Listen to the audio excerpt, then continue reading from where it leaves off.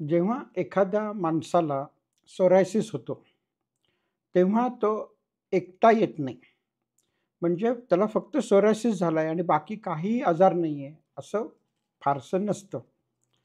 मग त्याच्या बरोबरीने येणारे सोरायसिसचे सवंगडीजणा म्हणू आपण किंवा ज्याला इंग्रजीत कोमॉर्बिडिटीज असं म्हणतात. को म्हणजे बरोबरीने येणारे. तर ते कुठले असतात? तर त्याच्यामध्ये मुख्यतः आहे ब्लड प्रेशर असतं. कारण सोरायसिस बरोबर हार्टचे प्रॉब्लेम आणि ब्लड प्रेशर हे बहुतांश वेळा असतंच. नंतर ही माणसं जाड असतात. म्हणजे त्यांचा बी-एम-आय किंवा त्यांची जाडी जर मोजली, तर ही प्रमाणाबाहेर जास्त जाड असतात आणि त्यांना डायबिटीज खूप मोठ्या प्रमाणात असतो. म्हणजे सोरायसिस एकटा येत नाही. त्याच्याबरोबर तो ब्लड प्रेशर घेऊन येतो, जड लठ्ठपणा घेऊन येतो आणि डायबिटीज घेऊन येतो.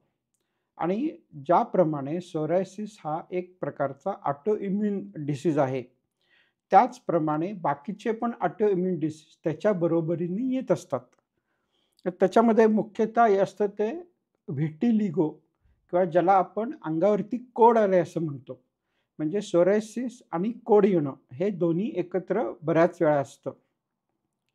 मग त्याच्या बरोबरीने ॲलोपेसिया किंवा आपल्या डोक्यावरचा एखाद्या भागातले केस निघून जाणं, ह्याला ॲलोपेशिया एरियाटा म्हणतात. तर तो भाग बऱ्याच वेळा असतो आणि ज्यांना सोरायसिस आहे, त्यांना थायरॉईडचे आजार हे मोठ्या प्रमाणात असतात.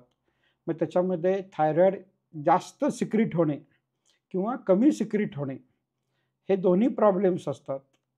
आणि मग ही जी माणसं आहेत, त्यांना सोरायसिसमुळे होणारा त्रास तर असतोच असतो. परंतु त्याच्या बरोबरीने असणाऱ्या आजारांमुळे पण त्यांना त्रास वाढत असतो. आणि जर मग सोरायसिससाठी तुम्ही मलम वापरलं, तर त्याचा डायबिटीजवर काहीच फायदा होणार नाहीये. परंतु जर तुम्ही सोरायसिससाठी पूर्ण शरीरावरती परिणाम होईल अशा प्रकारचे जर उपचार घेतले, तर त्यांनी सोरायसिस पण बरा होईल आणि डायबिटीजवर पण त्याचा फायदा होईल. आणि जर तुम्हाला सोरायसिस आणि असं काहीतरी असेल, तर तुम्ही आजच संपर्क करा.